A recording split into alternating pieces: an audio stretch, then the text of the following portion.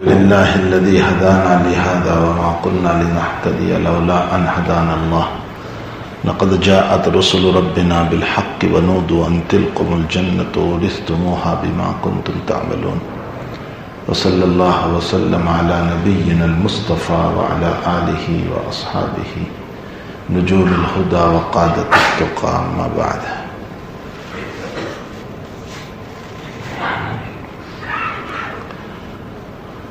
قال النبي صلى الله تعالى عليه وسلم ألا إن في الجسد مضغة إذا صلحت صلح الجسد كله وإذا فسدت فسد الجسد كله ألا وهي القلب أو كما قال صلى الله عليه وسلم.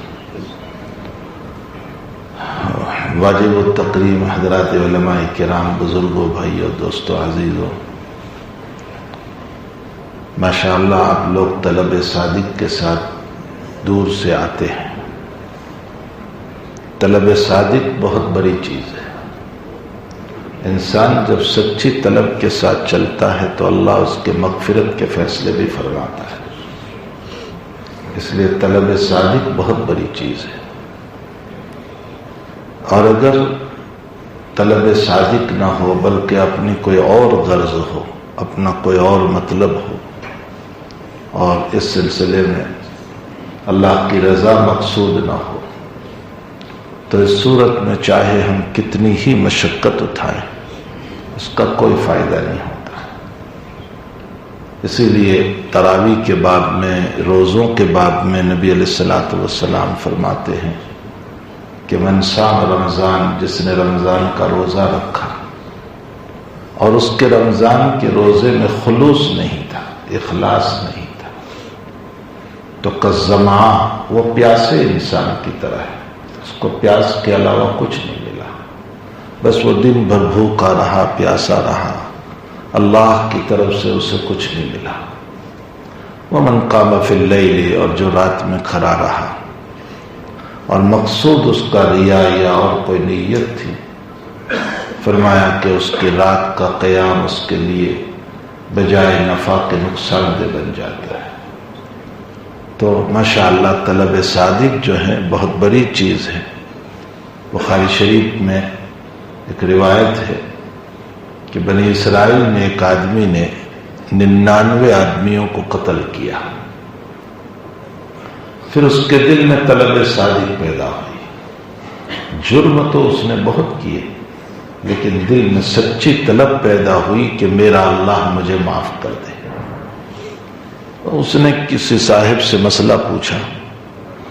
جن صاحب سے مسئلہ پوچھا وہ فقیہ نہیں تھے، صوفی تھے. فقاہت ہوتی تو یہ جواب نہ دیتے. انہوں نے جواب دیا کہ اتنا سارا جرم، اتنا سارا قتل اور معافی کا مسئلہ ہو نہیں سکتا.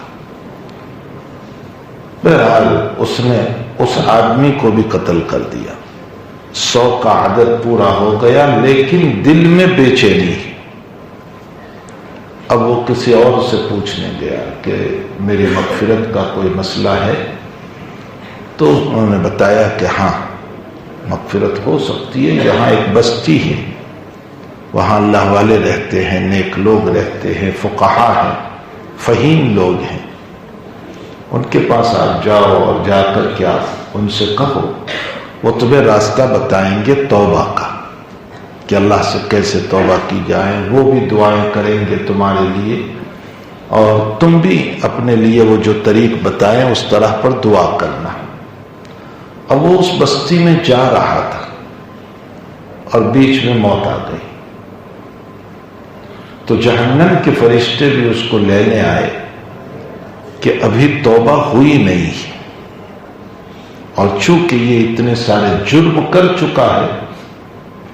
اور جنت کے فرشتے بھی لینے آئے کہ نہیں، یہ توبہ کی نیت سے چلا ہے، طلب صادق ہے. اس میں آپس میں ان فرشتوں کی بحث ہو رہی ہے.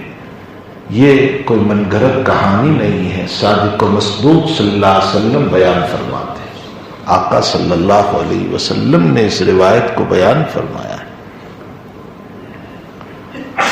حق تعالیٰ کے دربار میں یہ واقعہ جب پیش ہوا تو حق تعالیٰ نے فرمایا کہ زمین ناپ لی جائے، جس بستی سے چلا ہے اس سے قریب ہے تو پھر جہنم میں، اور جس بستی کی طرف جا رہا ہے اس سے قریب ہے تو پھر جنت میں لے جاؤ۔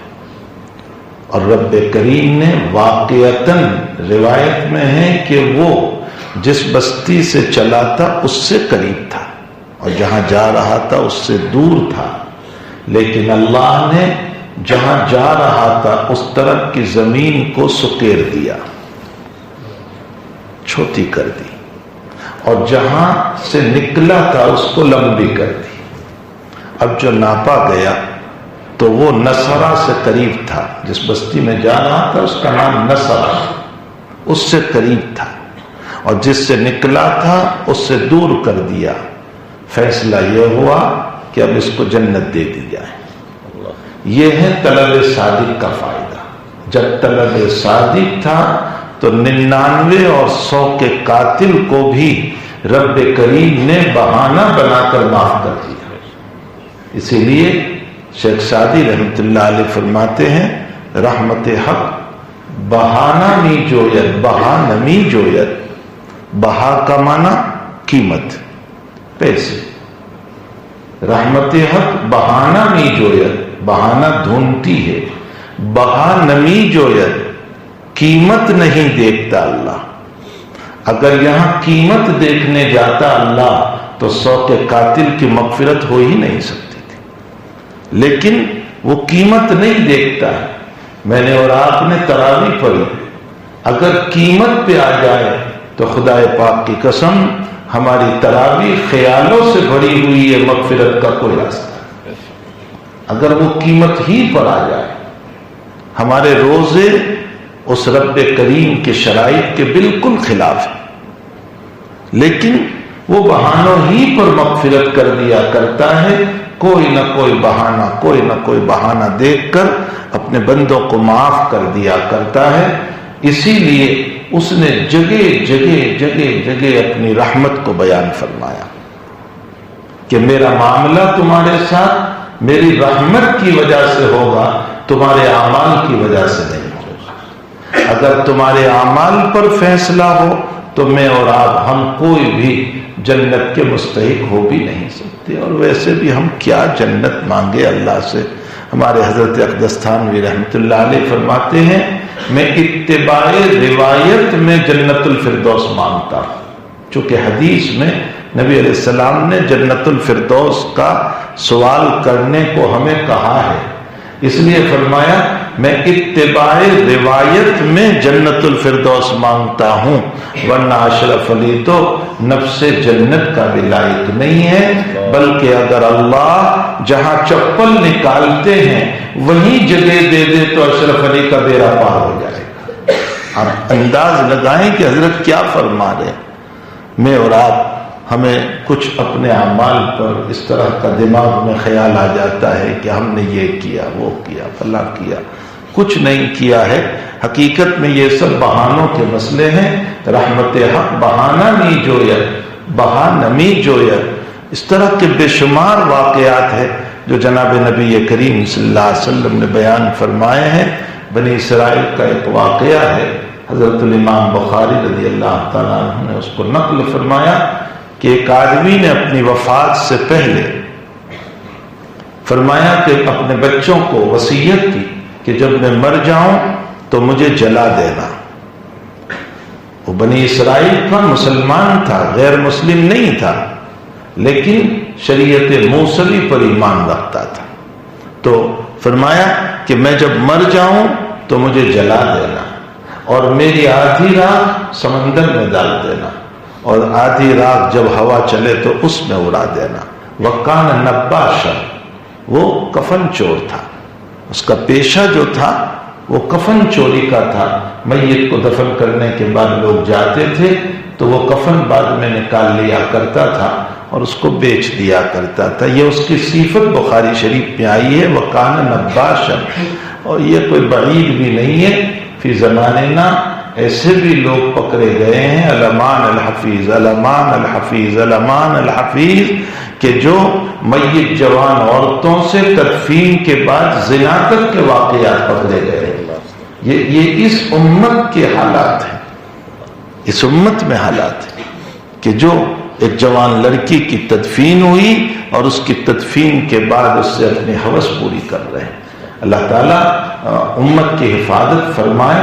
خدا پاک کی قسم اگر وہ ابھی کے ابھی عذاب برسانے پر آ جائیں تو اس کا انصاف ہوگا.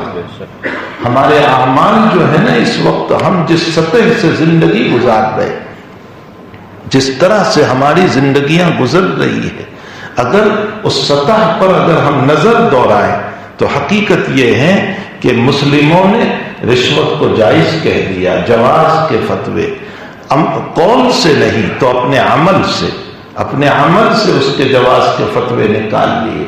زنا کے باب میں نہ معلوم کتنے ہیلے حوالے کر کے اب زنا کے جواز کے دروازے کھول دیے، اور طرح طرح کے مسائل. حقیقت یہ ہے کہ اتنے سارے کاموں کے باوجود اس مالک کا احسان ہے کہ اس نے عذاب نہیں اتارا. ہمارے حضرت مفتی شفیع صاحب رحمۃ اللہ علیہ کا ایک جملہ جو حضرت نے اپنی کتاب میں لکھا ہے، آپ پڑھ سکتے ہیں. حضرت نے فرمایا جتنے جرم کرنے ہو کر لو اور جتنے گناہ کرنے ہو کر لو، فرمایا اللہ تمہاری زندگی کو جہنم نہ بنا دے تو محمد شفیع کو جو ہے قبول نہ کرنا. یعنی گناہوں کے نتیجے میں اللہ ہماری زندگیوں کو جہنم بنا دیتا ہے.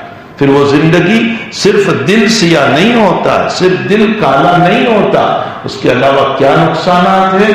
اس کے علاوہ نقصان یہ ہے کہ زندگی کا سکون ختم ہو جاتا ہے، چین ختم ہو جاتا ہے، گھروں کی برکتیں ختم ہو جاتی ہے، گھروں کے جو ہے سکون کے حالات رخصت ہو جاتے ہیں، اور طرح طرح کے مسائل زندگی کے اندر کھڑے ہو جاتے ہیں. مسائل ایک کے بعد ایک مصیبتوں کے پہاڑ ٹوٹتے رہتے ہیں.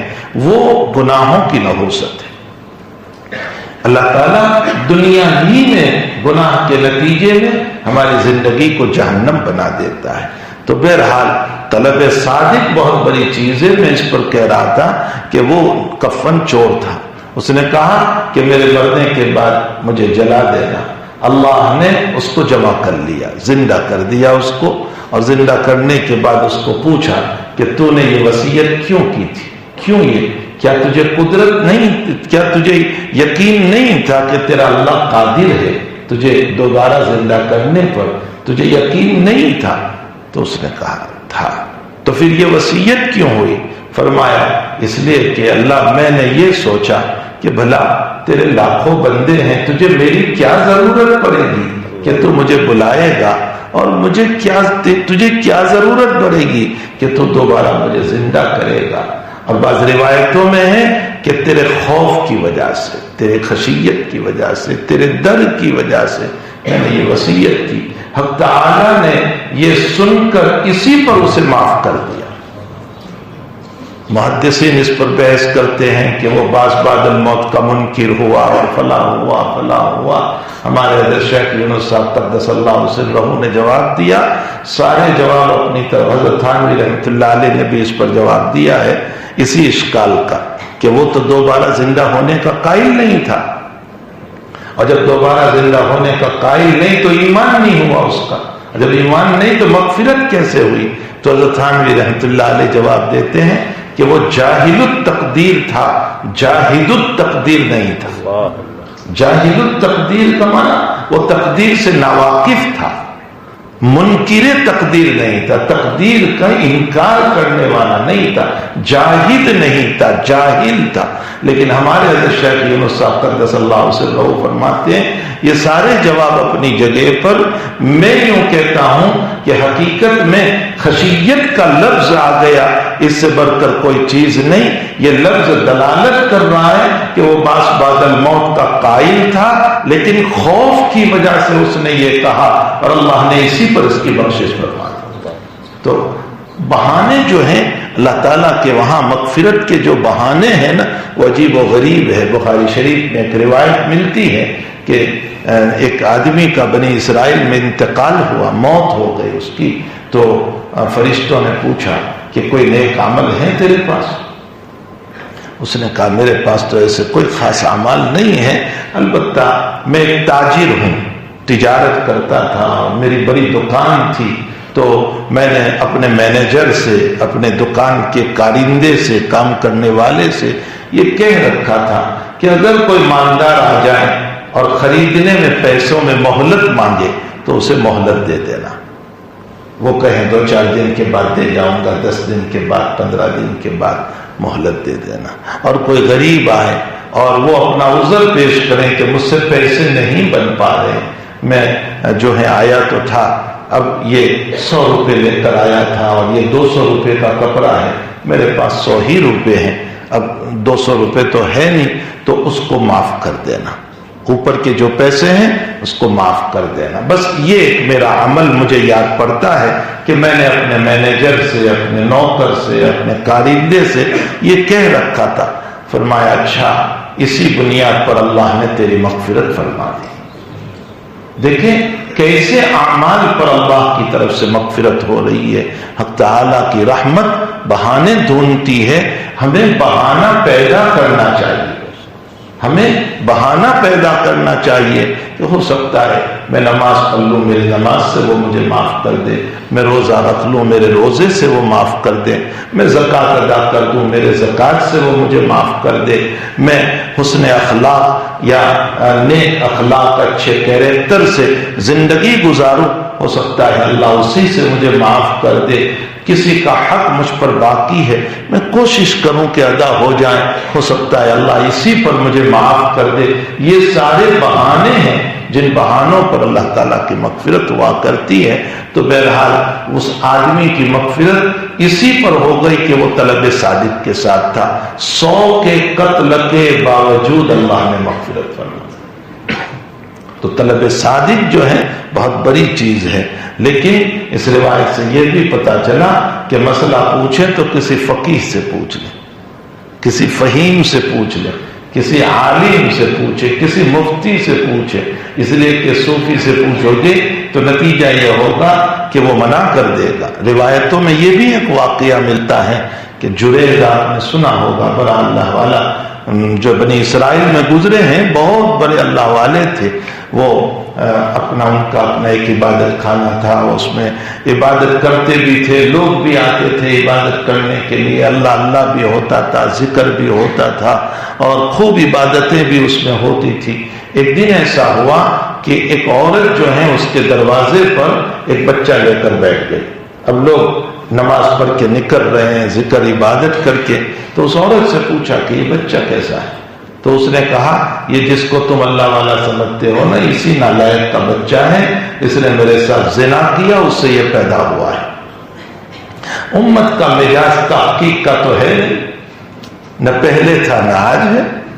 امت کا مزاج جو ہے وہ تحقیق کا تو ہے نہیں، بس ایک بات کہہ دی چل پڑی۔ آج کل کیا ہوتا ہے، واٹس ایپ پر یہی تو ہوتا ہے، ایک بات کہہ دی بس وہ چل پڑی، اس کو شیئر کرو شیئر کرو شیئر کرو، یہ بھی پتہ نہیں ہے کہ اس کی حقیقت کیا ہے۔ تو امت کا مزاج تحقیق کا تو پہلے بھی نہیں تھا، آج بھی نہیں ہے۔ بہرحال اور جب اس عورت نے یہ کہا کہ یہ اسی کے زنا سے پیدا ہوا، لوگوں نے کوئی تحقیق نہیں کی، ان کو مارا اور ان کے عبادت خانے تک کو گرا دیا۔ اب وہ اس بچے کے پاس آئے اور انہوں نے کہا کہ میری ماں کی بد دعا تو پوری ہو گئی۔ اس کا پس منظر یہ تھا کہ ایک مرتبہ وہ نماز پڑھ رہے تھے اور دوران نماز ان کی ماں نے ان کو آواز دی، تو وہ نماز پڑھ رہے تھے اس لیے وہ نہیں گئے، نماز کے بعد گئے۔ اب ماں کو کوئی ایمرجنسی تھی، کوئی اہم کام تھا اور وہ اس وقت نہیں گئے، تو ماں کو غصہ آ گیا اور ماں نے ایک بد دعا دے دی غصے میں کہ جب تک تو کسی مومسات کا منہ نہ دیکھے۔ مومسات کا معنی ہوتا ہے فاحشہ عورت، بدکار عورت، زانیہ عورت۔ تو کہا جب تک تو کسی زانیہ کا منہ نہ دیکھ لے وہاں تک تیری موت نہ آئے۔ اب یہ بد دعا قبولیت کا وقت ہوگا، اللہ نے اس بد دعا کو قبول کر لی، جس کے نتیجے میں یہ واقعہ پیش آیا۔ یہ اس کا پس منظر تھا۔ تو اس کے بعد وہ اللہ والے جو ہیں اس بچے کے پاس گئے اور کہا کہ بیٹا جو ہونا تھا وہ تو ہو گیا، میری ماں کی بد دعا پوری ہو گئی، جو ذلتی ہونی تھی وہ ہو گئی۔ میرے بھائیو، اس روایت سے یہ بھی معلوم ہوتا ہے کہ اپنے ماں باپ کا احترام، ان کا مقام، ان کی عزت یہ خوب ملحوظ رکھا جائے، خوب ملحوظ رکھا جائے۔ روایتوں میں ہے کہ تعالیٰ جل شانہ نے اسی پر دعا قبول کرنی تھی کہ وہ اپنے والدین کے خدمت گزار تھا۔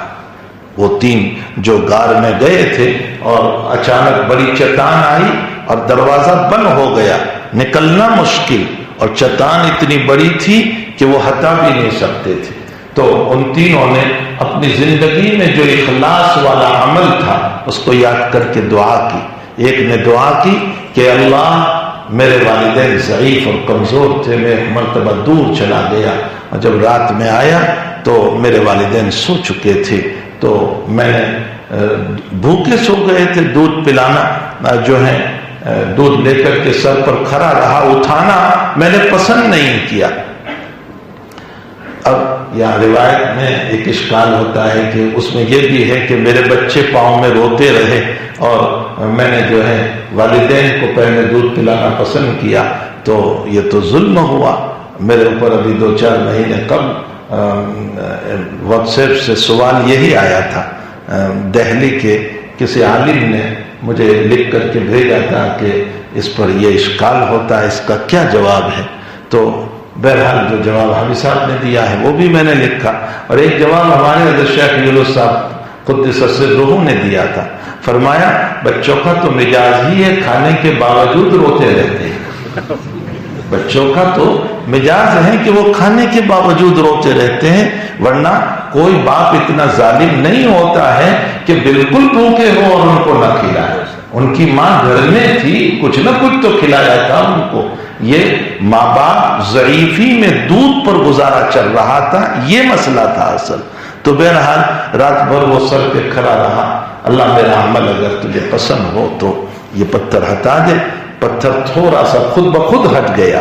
یہ دلیل ہے اس بات کی کہ اس کے عمل میں وہ مخلص تھا اور اس کا عمل مقبول تھا اللہ کے وہاں۔ اور دوسرے نے دعا کی کہ الہ العالمین، میرا مسئلہ یہ ہے کہ میں نے کسی مزدور کو مزدوری پر لیا تھا اور وہ مزدوری چھوڑ کر چلا گیا، تو میں نے اس کی مزدوری کو میرے اندر شریک کر لیا، اس کو پارٹنر بنا لیا۔ میں نے کہا کتنا اچھا شریف انسان تھا کہ مزدور کو پارٹنر بنایا۔ آج تو لوگ پارٹنر کے پیسے نہیں دیتے، یعنی زمانہ کیسا بدل گیا ہے کہ وہ مزدور کو پارٹنر بنا لیا، حالانکہ اس کے پیسے بہت معمولی تھے لیکن اس کو پارٹنر بنا لیا اور بڑا نفع ہوا۔ پھر وہ آیا تو اس کا نفع اس کو دے دیا، اللہ میرا عمل تیرے لیے تھا، اگر تو پسند ہے تو اس کو ہٹا دے۔ اللہ نے اور ہٹا دیا۔ تیسرے نے دعا کی کہ اللہ، میری چچا زاد بہن بہت غریب تھی اور مجھ سے قرض مانگتی تھی، اور میں ہر وقت جو ہے اس کو جو مطالبہ رکھتا تھا کہ مجھے منہ کالا کرنے دے، میری خواہش پوری کرنے دے، لیکن میری بہن چچا زاد وہ عفت والی تھی، پاک دامن تھی، وہ منع کرتی تھی کہ نہ، ایسا نہیں ہو سکتا۔ ایک مرتبہ وہ بہت مجبور ہو گئی اور اس نے مجھ سے قرضہ مانگا، میں نے وہی شرط رکھی، اس نے اپنی مجبوری کی وجہ سے شرط قبول کر لی۔ میرے بھائیوں، کسی غریب کی مجبوری سے فائدہ نہیں اٹھانا چاہیے۔ آج امت غریبوں کی مجبوری سے فائدہ اٹھاتے ہیں۔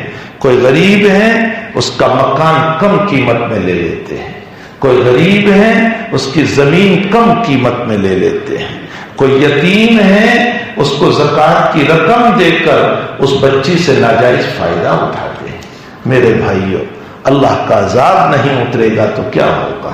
ایک صحابی رضی اللہ تعالیٰ عنہ ہے جو بہت کم ان کو صحبت ملی، نبی اکرم صلی اللہ تعالیٰ علیہ وسلم کی بہت کم صحبت ملی۔ وہ ان کا عجیب و غریب واقعہ ہے تو فتح مکہ جو حجۃ الوداع کے جو ہے رمضان میں ایمان لائے، اور اس کے بعد نبی اکرم صلی اللہ علیہ وسلم کا ربیع الاول میں انتقال ہو گیا۔ ان کو کل 6 مہینے کی صحبت ملی۔ حضرت جریر ابن عبداللہ بدنی رضی اللہ تعالیٰ بڑے خوبصورت بھی تھے۔ حضرت کے پاس جب آتے تھے تو حضرت ان کو دیکھ کر ہنسا کرتے تھے، اور حضرت نے ان کا نام لقب دیا تھا یوسف ہذہ الامہ، میری امت کا یوسف ہے یہ۔ بڑے خوبصورت تھے وہ۔ ان کا واقعہ روایتوں میں ہے کہ ایک مرتبہ اپنے نوکر سے، خادم سے، اپنے غلام سے یوں کہا کہ جب مارکیٹ سے ایک اچھا گھوڑا دیکھو، مجھے گھوڑا چاہیے۔ تو گیا غلام اور دیکھا کہ بہت اچھا گھوڑا ہے، تو آ کر بتایا کہ حضرت بہت اچھا گھوڑا ہے اور بہت کم دام میں ہے، 300 درہم میں۔ تو حضرت گئے اور جانے کے بعد گھوڑے پر بیٹھے اور راؤنڈ لگایا دیکھنے کے لیے، اور پھر مالک سے کہا کہ تیرا گھوڑا تو 400 کا ہے، 300 میں کیوں بیچ رہا ہے؟ خود ہی بھاؤ بڑھا رہے۔ پھر ایک راؤنڈ لگایا اور کہا تیرا گھوڑا تو 500 کا ہے۔ پھر ایک راؤنڈ لگایا، تیرا گھوڑا 600 کا ہے۔ بڑھاتے بڑھاتے 700 تک لے گئے، اور اس کو 700، مسند احمد میں یہ روایت ہے۔ حافظ ابن حجر اسقلانی نے فتح الباری میں اس روایت کو نقل کیا، جہاں کتاب الایمان میں ان کی روایت آتی ہے، وہاں ان کے تعارف میں اس روایت کو نقل کیا۔ @tabligh.com 700 جو 300 میں بیچ رہا تھا وہ 700 میں آپ نے خریدا، تو بیچنے والے نے کہا حضرت میں سستے میں دے رہا تھا، آپ نے اتنے زیادہ پیسے کیوں دیے؟ فرمایا میں نے جب حضور کے ہاتھ پر ایمان قبول کیا تھا تو نبی نے جب مجھ سے بیعت لی تھی تو بیعت میں مجھے کلمات بلوائے تھے، النصح لکل مسلم، ہر مسلمان کے ساتھ خیر خواہی کرنا، ہر مسلمان کے ساتھ خیر خواہی کرنا۔ فرمایا تیری کوئی مجبوری ہوگی اس لیے تو کم دام میں بیچ رہا ہے، اس لیے تیرے گھوڑے کی جو ویلیو ہے، جو قیمت ہے، اس میں مجھے خریدنا چاہیے، ورنہ میں نے جو بیعت کی ہے نبی کے ہاتھ پر، قیامت میں اللہ کے نبی کو کیا جواب دوں گا؟ میں نے بیعت کی ہے النصح لکل مسلم، خیر خواہی کرنا، اس لیے میں نے۔ تو اس بیچنے والے نے بتایا کہ ہاں میری بچیوں کے نکاح کا مسئلہ ہے، اس لیے میں نے کم دام میں بیچا تھا۔ فرمایا کہ کسی کی مجبوری سے ہم فائدہ نہ اٹھائیں، کسی یتیم بچی کو زکوٰۃ دے کر ناجائز تعلقات قائم نہ کریں، کسی بیوہ عورت کو زکوٰۃ دے کر اس کی عزت و عفت پر ہاتھ نہ ڈالیں۔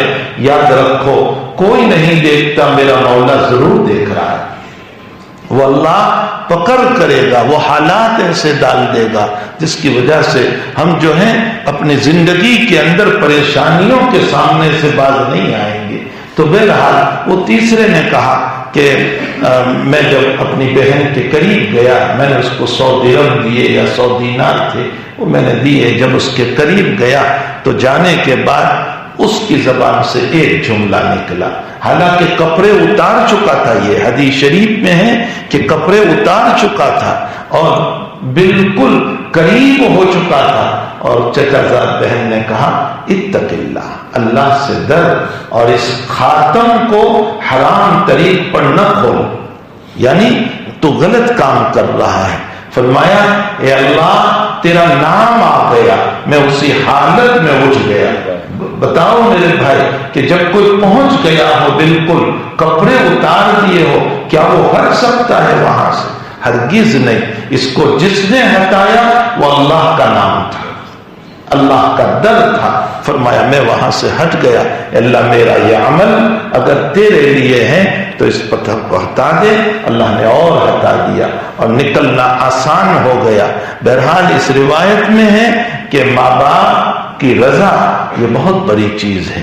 دیکھو ماں باپ کی خدمت میں کھڑا رہا تو یہ عمل اتنا مقبول ہوا کہ اللہ نے چٹان کو ہٹا دیا۔ ہمارے حضرت جی ماں یوسف صاحب رحمۃ اللہ علیہ نے اس حدیث کو ایک مرتبہ کسی جگہ بیان فرما کر حضرت نے ایک جملہ فرمایا ہے کہ یہ بنی اسرائیل کے 3 آدمیوں نے اپنے جب مصیبت میں پھنس گئے اور بہت بڑی چٹان آ گئے تو فرمایا کہ اپنی عبادتوں کو پیش نہیں کیا۔ کیا پیش کیا ہے؟ معاملات پیش کیے ہیں.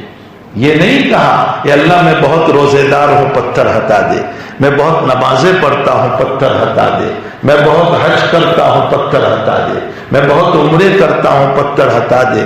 انہوں نے عبادت پیش نہیں کی، تینوں نے معاملات پیش کیے. ایک نے کہا میرا معاملہ میرے مزدور کے ساتھ صحیح، ایک نے کہا میرا معاملہ میرے ماں باپ کے ساتھ صحیح، ایک نے کہا میرا معاملہ میری بہن کے ساتھ صحیح. انہوں نے معاملات پیش کیے.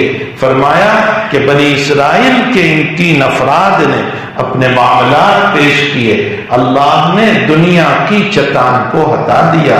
اے محمد صلی اللہ علیہ وسلم کی امت، حضرت کا جملہ ہے، حضرت امام یوسف صاحب رحمۃ اللہ علیہ کا، اے محمد صلی اللہ علیہ وسلم کی امت، اگر تم اپنے معاملات کو صحیح کرو گے اللہ جہنم کی چٹان ہٹا دے گا. کاش ہم اپنے معاملات صحیح کرنے پر آ جائیں. اپنے معاملات جو ہیں وہ اپنی بیوی کے ساتھ صحیح ہو، اپنی اولاد کے ساتھ صحیح ہو، اپنے بھائیوں کے ساتھ صحیح ہو، اپنے ماں باپ کے ساتھ صحیح ہو، اپنے پڑوسی کے ساتھ صحیح ہو، اپنے دوست و احباب کے ساتھ صحیح ہو، اپنے محلے والوں کے ساتھ صحیح ہو، تمام کے ساتھ اپنے معاملات. اگر کاروباری ہیں تو کاروبار کے ساتھی کے ساتھ اپنے معاملات صحیح ہو. اگر ہمارے معاملات صحیح ہوں گے اللہ کی نصرتیں اترے گی، اللہ کی مددیں اترے گی. تو بہرحال جریج نے اس بچے سے کہا کہ اے بابوس، اس بچے کو خطاب کر کے جو لفظ بولا ہے نا وہ بابوس کا لفظ بولا ہے. شاید ہمارے وہاں یہ بابو کا لفظ جو ہے نا وہ اسی سے نکلا ہے. یہ جو ہمارے وہاں چھوٹے بچے کو جو بابو بابو ہم کرتے ہیں تو حدیث شریف میں ہے کہ بنی اسرائیل میں یہاں بابوس کا لفظ آیا اور اس وقت بھی معصوم کو بابوس کا لفظ بولا گیا. اسی لیے ہمارے وہاں بھی غالباً اسی حدیث کی بنیاد پر چھوٹے بچے کو لوگ بابو کہتے ہیں. فرمایا بابوس بتا تیرا باپ کون ہے؟ جو ہونا تھا وہ تو ہو گیا، میری ذلتی ہو گئی. بہرحال اس بچے نے کہا کہ میرا باپ تو جنگل میں بکریاں چرانے والا ایک چرواہا ہے. وہ چھوٹا سا بچہ 2-4 دن کا وہ بول رہا ہے کہ جنگل میں چرانے والا چرواہا ہے. یہ اللہ نے قوت گویائی عطا کی. روایتوں میں ہے نبی علیہ السلام فرماتے ہیں کچھ بچے ہیں جو گہوارے میں بولے ہیں، جو بچپن میں بولے ہیں، 9 بولنے کی عمر میں بولے ہیں. اس میں ایک عیسیٰ علیہ السلام ہے. آج ہی 16ویں پارے میں ان کا کلام گزرا، انی عبد اللہ آتانی الکتاب وجعلنی نبیا وجعلنی مبارکا اینما کنت واوصانی بالصلاۃ والزکاۃ ما دمت حیا. یہاں ایک آیت گزری والسلام علیہ. یہ کلمہ عیسیٰ علیہ السلام نے بھی کہا ہے الف لام کے ساتھ، اور یحییٰ علیہ السلام نے بھی کہا ہے بغیر الف لام کے. اس سے اگلے رکوع میں یحییٰ علیہ السلام کا کلام ہے وَسَلَامٌ عَلَيَّ يَوْمَ وُلِدتُّ وَيَوْمَ أَمُوتُ وَيَوْمَ أُبْعَثُ حَيًّا. اور عیسیٰ علیہ السلام نے فرمایا وَالسَّلَامُ عَلَيَّ يَوْمَ وُلِدتُّ وَيَوْمَ أَمُوتُ وَيَوْمَ أُبْعَثُ حَيًّا. انسان کی زندگی میں 3 دن بڑے ہی سخت دن ہوا کرتے. خوب سنو، یہ یحییٰ اور عیسیٰ علیہ السلام دونوں چچازاد بھائی ہیں اور دونوں نے یہ جملہ کہا. کیوں؟ آخر انسان کی زندگی میں سب سے مشکل ترین وہ 3 دن ہیں. پہلا دن جب ولادت ہوتی ہے، اس لیے کہ ولادت کے موقع پر اگر کان میں اذان نہیں پھونکی گئی، اقامت نہیں پھونکی گئی، صحیح نام نہیں رکھا گیا، عقیقہ نہیں کہا گیا، سنت رسول کے مطابق نہیں کیا گیا، تحنیک نہیں کی گئی، تو شیطان اس پر قابض ہو جاتا ہے، اس کو ضلالت میں لے جاتا ہے، اس کو گمراہیوں میں لے جاتا ہے. یہ جناب رسول اللہ صلی اللہ علیہ وسلم فرما رہے ہیں. اللہ کے نبی علیہ السلام نے فرمایا ہے کہ شیطان اس پر قابض ہو جاتا ہے، اپنا قبضہ اس پر جماتا ہے اور اس بچے کی زندگی تباہی اور بربادی پر چلی جاتی ہے. یہ تو ہے ولادت کا دن. اور موت کا دن دنیا جانتے ہیں کہ کیسا سخت دن ہے. عیسیٰ علیہ السلام کو لوگوں نے کہا کہ اگر آپ نبی ہیں اور یہ کہتے ہیں کہ میں مردہ کو زندہ کرتا ہوں، تو اس قبر والے کو جو بہت پرانی قبر ہے اس کو زندہ کیجئے۔ تو اس قبر پر جا کر فرمایا قم بإذن اللہ، اللہ کے حکم سے اٹھ جا۔ تو اندر سے ایک آدمی نکلا اور ساری داڑھی سفید، اس کی بال سارے سفید۔ پوچھا تو کون ہے؟ فرمایا نوح علیہ السلام کا بیٹا سام ہوں میں، سام ابن نوح۔ مرے ہوئے ہزاروں سال گزر چکے تھے، بہت پرانی قبر تھی وہ، اس لیے کہ نوح علیہ السلام اور عیسیٰ علیہ السلام کے بیچ میں بہت لمبا فاصلہ۔ فرمایا کہ پہلے تو داڑھی سفید نہیں ہوتی تھی، اس لیے کہ داڑھی کی سفیدی شروع ہوئی ہے ابراہیم خلیل اللہ علیہ السلام سے، اس سے پہلے کسی کی داڑھی سفید نہیں ہوئی۔ سب سے پہلے بڑھاپا جن پر آیا وہ ابراہیم علیہ السلام۔ تو پہلے تو داڑھی سفید نہیں ہوتی تھی، اور یہ تیری داڑھی سفید ہے، تو نوح کا بیٹا ہے، ابراہیم سے بہت پہلے ہے۔ تو اس کا جواب امام غزالی نے نقل کیا اور سیوطی نے بھی نقل کیا، شرح الصدور کے اندر جواب دیا اس نے کہ یقیناً میری داڑھی کالی تھی، لیکن ابھی جب تم نے کہا اور میں زندہ ہوا تو مجھے یہ لگا کہ شاید قیامت قائم ہو گئی، تو ہولناکی قیامت کے تصور میں میری داڑھی سفید ہو گئی۔ آپ انداز لگائیں موت کا مسئلہ کیسا سخت مسئلہ ہے، قبر کا مسئلہ کیسا سخت، ہم نے معمولی سمجھ رکھا ہے قبر کے مسئلے کو اور موت کے مسئلے کو۔ امام غزالی فرماتے ہیں کہ کسی کے سر پر 1000 تلواریں ماری جائیں اس کا برداشت کرنا آسان ہے موت کے جھٹکے کے مقابلے میں، کوئی معمولی نہیں ہے موت، ہم نے کھلونا سمجھ رکھا ہے اس کو۔ حقیقت یہ ہے کہ جب روح کھینچی جاتی ہے تب پتہ چلتا ہے کہ وَالْتَفَّتِ السَّاقُ بِالسَّاقِ إِلَىٰ رَبِّكَ يَوْمَئِذٍ الْمَسَاقُ، کیسے پاؤں پہ پاؤں مارتا ہے انسان، اور جب روح نکلتی ہے تو کوئی معمولی چیز نہیں ہے اس وقت، تو ایک موت کا وقت، اور تیسرا قیامت کا، جب انسان اٹھایا جائے گا، اس لیے وہ ہولناکی اس سے بھی خطرناک ہوگی، جب انبیاء بول نہیں پائیں گے، جب تھر تھرا رہے ہوں گے، اور اللہ کا جو ہے جلال اس وقت جو ہوگا جس کی وجہ سے کوئی اللہ کے سامنے دیکھ نہیں پائے گا۔ اس لیے ان 3 وقتوں سے اور 3 دن سے حضرت عیسیٰ علیہ السلام نے سلامتی مانگی، والسلام علیہ یوم ولدت ویوم اموت ویوم ابعث حیا۔ تو ایک دوسرا بچہ جو 2 دن 3 دن کا ہے اور بول رہا ہے وہ عیسیٰ علیہ السلام، انی عبد اللہ آتانی الکتاب، اور تیسرا بچہ بخاری شریف میں ہے کہ ماں دودھ پلا رہی ہے، اور اتنے میں ایک گھوڑے پر فراتے کے ساتھ ایک آدمی جا رہا ہے، اور ماں نے اس کے جاہ و جلال اور اس کی شان و شوکت اور اس کے جو ہے مقام اور اس کے پیسوں اور دولت کو دیکھ کر کے ماں نے یہ کہا کہ اللہ میرے بچے کو ایسا بنانا۔ تو بچے نے دودھ پیتے پیتے منہ نکالا اور یہ کہا اللہ مجھے ایسا نہ بنانا، یہ بچہ بول رہا ہے۔ 2-4 دن کے بعد پھر ماں دودھ پلا رہی تھی اور ایک عورت کو مارتے ہوئے لے جا رہے تھے، لوگ گھسٹ رہے تھے، ذلتی کر رہے تھے، اور وہ عورت کہہ رہی تھی ماں سرقت، میں نے چوری نہیں کی۔ تو اس ذلتی کو دیکھ کر اس ماں نے کہا کہ اللہ میرے بچے کو ایسا نہ بنانا، تو اس بچے نے منہ نکالا اور یہ کہا اللہ مجھے ایسا ہی بنانا۔ کیا راز ہے اس میں؟ حضور پاک صلی اللہ علیہ وسلم اس کا راز کھولتے ہیں۔ اللہ کے حبیب فرماتے ہیں کہ پہلا جو بچہ، پہلا جو جوان جو تھراتے کے ساتھ اور فراتے کے ساتھ گزرا، اور ماں نے اس کے ظاہر کو دیکھ کر کے دعا کی، لیکن حقیقت یہ ہے کہ دنیا تھی، ایمان نہیں تھا اس کے پاس، وہ مومن نہیں تھا، ایمان نہیں تھا، اس لیے بچے نے کہا اللہ مجھے ایسا نہ بنانا، یعنی مجھے غیر مسلم نہ بنانا۔ اور وہ عورت پارسا تھی، پاک دامن تھی، نیک تھی، مومنہ تھی، زاہدہ تھی، عابدہ تھی، اور اس پر الزام آ گیا، اور الزام یہ آ گیا کہ تو نے چوری کی ہے، جس کے نتیجے میں لوگ اس کو مار رہے تھے۔ تو ماں نے کہا ایسا نہ بنانا، تو اس بچے نے کہا مجھے ایسا ہی بنانا، یعنی مجھے مومن بنانا، مجھے عابد بنانا، مجھے زاہد بنانا۔ تو ایک یہ بچہ ہے جو گہوارے میں بولا ہے۔ تو 3 بچے ہیں، وہ بولے ہیں، اس میں یہ جریج کے واقعے میں بھی وہ بچہ بولا کہ میرا باپ تو چرواہا ہے۔ بہرحال یہ روایت اس لیے ذہن میں آ گئی کہ حضور پاک صلی اللہ علیہ وسلم فرماتے ہیں کہ جریج جو ہے غیر فقیہ نہیں تھی۔ حضرت فرماتے ہیں فقیہ نہیں تھی، اگر یہ فقیہ ہوتے تو نماز توڑ کر ماں کا جواب دے دیتے۔ فقاہت نہ ہونے کی بنیاد پر یہ سارے مسئلے کھڑے ہو گئے اور ماں کی بد دعا لے لی۔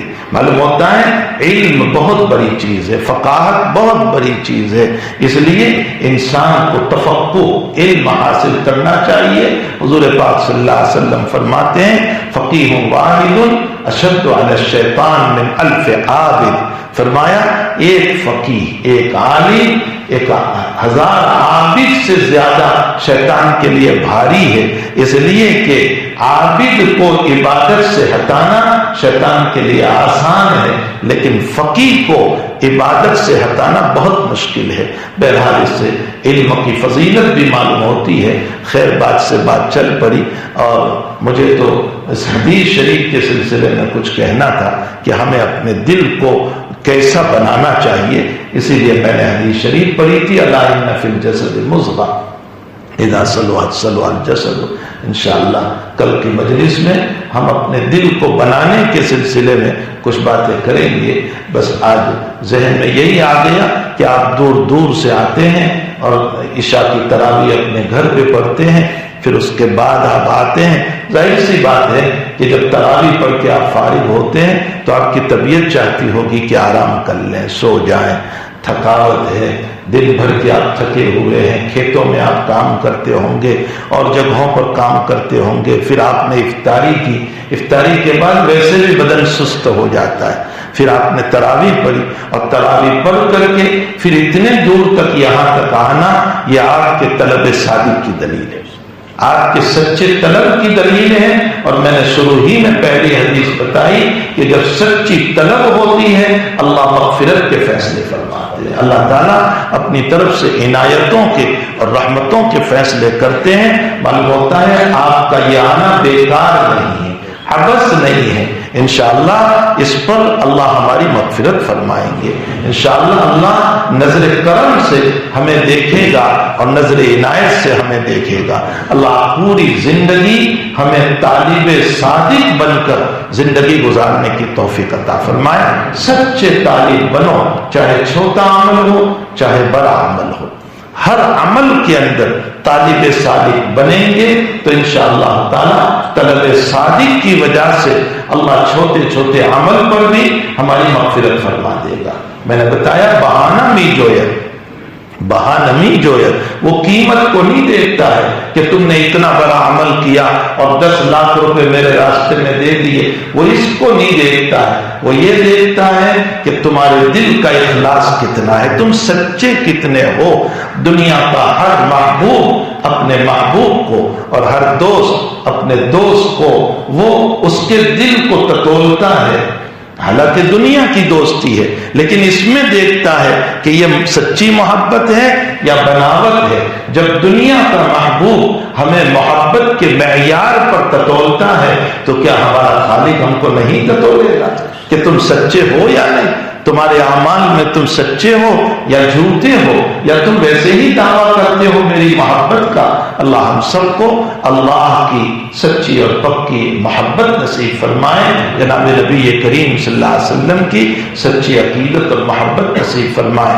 الحمدللہ رب العالمین الرحمن الرحیم مالک یوم الدین ایاک نعبد و ایاک نستعین اہدنا الصراط المستقیم اہدنا الصراط المستقیم صراط الذین انعمت علیہم من النبیین والصدیقین والشہداء والصالحین وحسن اولئک رفیقا۔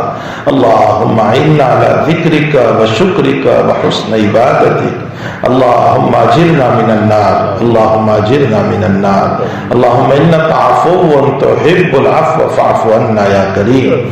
اللہ اس آخری عشرے میں تو ہزاروں کو جہنم سے آزاد کر رہا ہے، اللہ ہمیں بھی آزاد فرما دے، ہمارے بیوی بچوں کو آزاد فرما، ہمارے والدین کو آزاد فرما، ہمارے متعلقین اور رشتہ داروں کو آزاد فرما۔ اے اللہ پوری امت مسلمہ، مومنین و مومنات، مسلمین و مسلمات سب کو جہنم سے آزاد فرما دے۔ اے اللہ یہ تیرے بندے بہت دور دور سے تیری نسبت پر تیری بات سننے کے لیے تیری محبت میں آتے ہیں، اللہ ان کا آنا قبول فرما، اللہ ان کا جانے پر ان کی حفاظت فرما، ان کے آنے میں بھی حفاظت فرما، ان کے جانے میں بھی حفاظت فرما، اور اللہ ان کو اپنے گھروں پر دوبارہ صحیح سلامت پہنچا دے۔ اے اللہ ان کی طلب صادق پر اپنی رحمتوں سے مالا مال فرما، اپنی مغفرتوں سے مالا مال فرما، اپنے نظر کرم سے مالا مال فرما، اور اس طلب صادق پر ان کے دلی مرادوں کو، جائز تمناؤں کو پوری فرما۔ وصلی اللہ علی نبینا محمد وآلہ وصحبہ اجمعین برحمتک یا ارحم الراحمین۔